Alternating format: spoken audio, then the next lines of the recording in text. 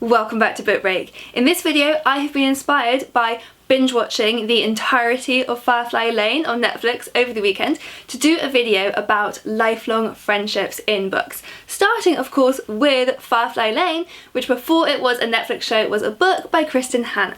And the book is actually pretty different from the show in lots of ways, in lots of plot points particularly, so even if you've seen the whole show you won't be spoiled for the book. There is one major difference which I will not tell you because I will not spoil that for you, but read the book to find out. But basically Firefly Lane, it takes us from the 70s all the way up to the early 2000s, following the friendship of Kate and Tully. When they meet in the 70s, Kate is pretty unpopular at school and cannot believe her luck when the most amazing girl, the girl that all the boys want to know, Tully Hart, moves in across the street and wants to be her friend.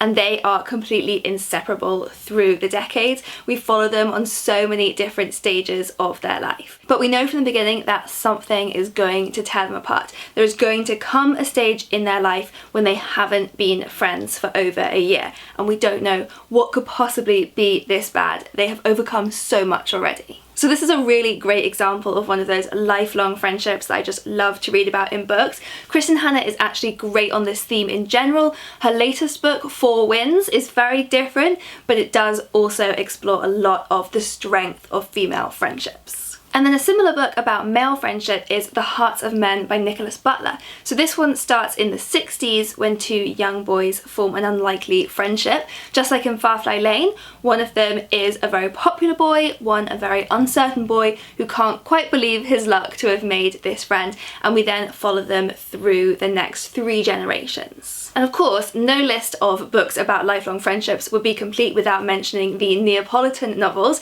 by Elena Ferrante, which are hugely popular. There are 4 books in this series following the friendship between Lenu and Leela. And this is a portrayal of a very, very complicated, sometimes toxic friendship between these 2 women. We follow them from childhood all the way through to old age and see how they are both affected by the rather stifling and violent culture that they both grew up in. A lot of people have praised this series for its amazing portrayal of such a complicated friendship that feels very real to life. NW by Zadie Smith is set in northwest London, as you can probably guess from the NW's postcode in the title.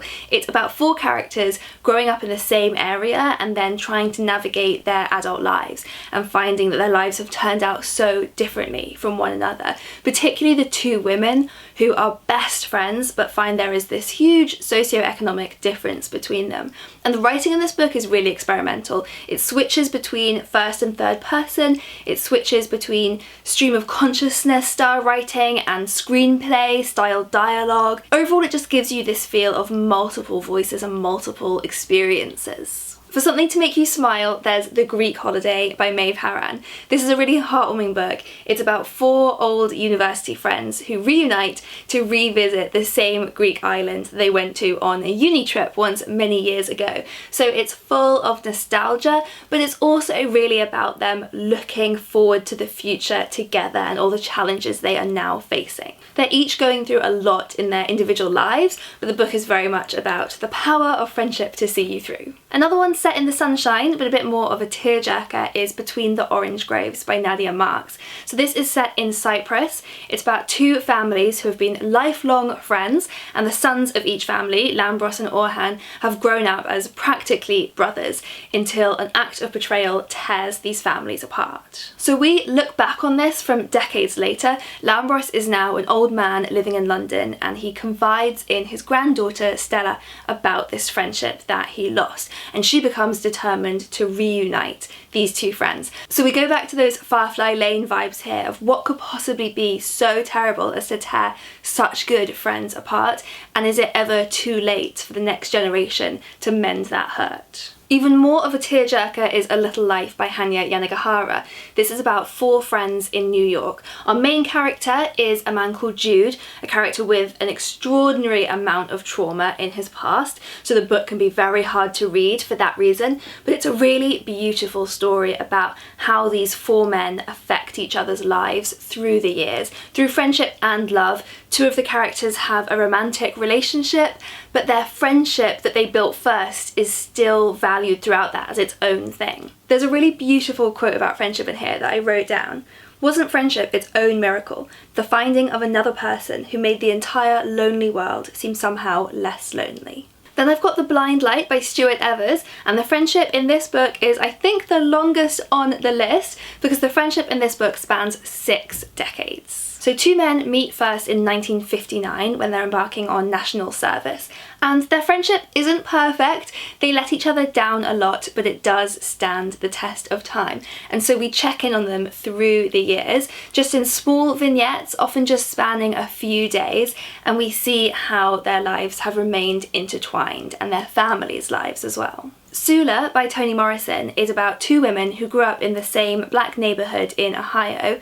Nell decides to stay and build a life there, and Sula leaves and tries to reject her former life entirely. So it's a very bittersweet friendship novel. A tragic accident separates these two and they are completely separated for 10 years until they eventually reunite, but even then the friendship is very strained, to say the least, and it's only with hindsight that Nell realises quite how important her friendship with Sula really was to her. In A Thousand Splendid Suns by Khaled Hosseini, we follow the lives of two women, Mariam and Layla, who take an almost mother-daughter role in each other's lives. And the book spans 30 years of Afghanistan history, from the Soviet invasion through the reign of the Taliban, following these women's lives and their unlikely friendship. And it very much shows the personal lives that keep going through these huge moments in history, but also how inseparable a country's history from a personal history really can be.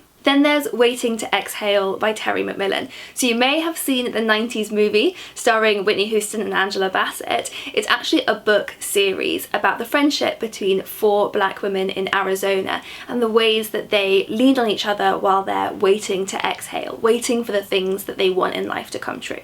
The first book came out in the early 90s, and then in 2010 came the sequel Getting to Happy, where we got to see how this friendship had evolved as the women entered middle age. And then finishing off with some classics, in Anne of Green Gables by L.M. Montgomery, we meet Anne and Diana. Best friends, or bosom friends as they call it. Their friendship goes through a lot, starting when Anne completely humiliates herself by accidentally getting Diana drunk on currant wine that she thought was cordial and being banned from Diana's mother to ever see her again, all the way through the years, through the birth of their children, who are of course named after each other. It's a really, really sweet lifelong friendship, and in the first book in the series, Anne of Green Gables, we get to see it kick off. We get to see Anne make her first friend who isn't just her own reflection in the mirror. And The Three Musketeers by Alexandre Dumas is a historical adventure novel in which our main character befriends the 3 musketeers, also known as the 3 inseparables.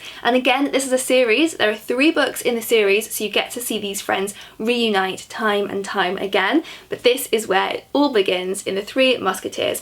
And there have been some real tearjerkers on this list so far, so here is a book just full of fun and adventure. Before I go, there are 2 more books I just wanted to quickly mention to you. The first is one to look out for coming soon, and that is How to Save a Life by Eva Carter.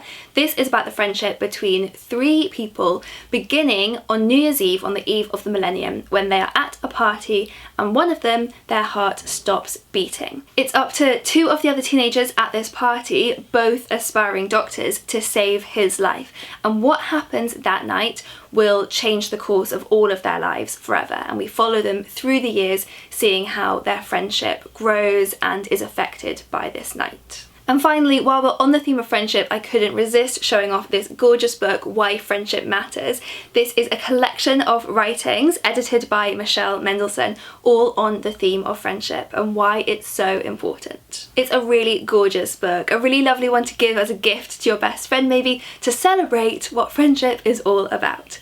So do let us know your favourites on this theme, your favourite books with lifelong friendships between the characters, because I just love reading these. They're always so special and moving. And I will leave a link here to a playlist of loads of our other book recommendation videos, so you can go and browse through and find your favourite themes in there. See you next time!